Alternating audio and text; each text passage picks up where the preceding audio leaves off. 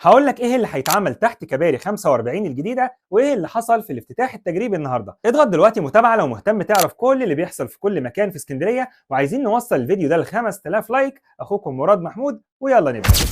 كوبري 45 والطريق الدولي او كوبري الفريق اول سليمان عزت زي ما تم تسميته من المشاريع المهمه جدا اللي تم تنفيذها في اسكندريه الفتره الاخيره، وده لانه بيعتبر مدخل مهم جدا لمحافظه اسكندريه من الطريق الدولي. كمان بيساهم في حل كتير من الاختناقات المروريه المزمنه اللي دايما موجوده في المكان هناك في شارع مصطفى كامل، وبكده هيسهل الحركه لكل اللي جايين من الطريق الدولي سواء من اهل اسكندريه او من زوارها لحد طريق الكورنيش. وعلشان كده النهارده السيد المهندس ايمن عطيه محافظ اسكندريه كان موجود اثناء التشغيل التجريبي للكوبري ده. كوبري من انشاء الشركه المتحده للمقاولات ورصف الطرق، ودي من الشركات السكندريه العملاقه في مجال المقاولات وانشاء ورصف الطرق، بقياده الحاج محمد مجاهد عضو مجلس النواب ورئيس لجنه الشباب والرياضه بالمجلس. ولانها من اكبر الشركات السكندريه فبيكونوا حاسين بمتطلبات الشارع السكندري، علشان كده كل المشاريع اللي بيقوموا بتنفيذها بتحل مشكلات حقيقيه. اجمالي اطوال الكباري اللي تم انشائها 2638 متر وبعرض 11 متر في المتوسط.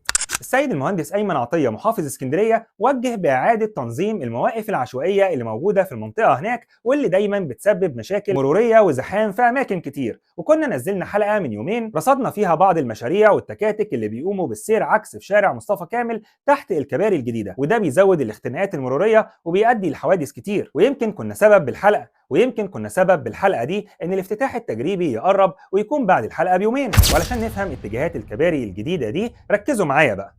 اللي جاي من شارع مصطفى كامل وداخل على الطريق الدولي هيمشي سطحي، واللي جاي من شارع 45 وطالع على شارع مصطفى كامل برضه هيمشي سطحي. اللي جاي من شارع مصطفى كامل وداخل شارع 45 هيمشي علوي من الكوبري، وهيكون في المستوى العلوي من الكوبري. زي ما حضراتكم عارفين ان الكباري دي عباره عن كوبريين بمستويين، واحد علوي وواحد سفلي. اللي جاي من شارع 45 وطالع على الطريق الدولي هيطلع الكوبري ولكن هيكون في المستوى السفلي.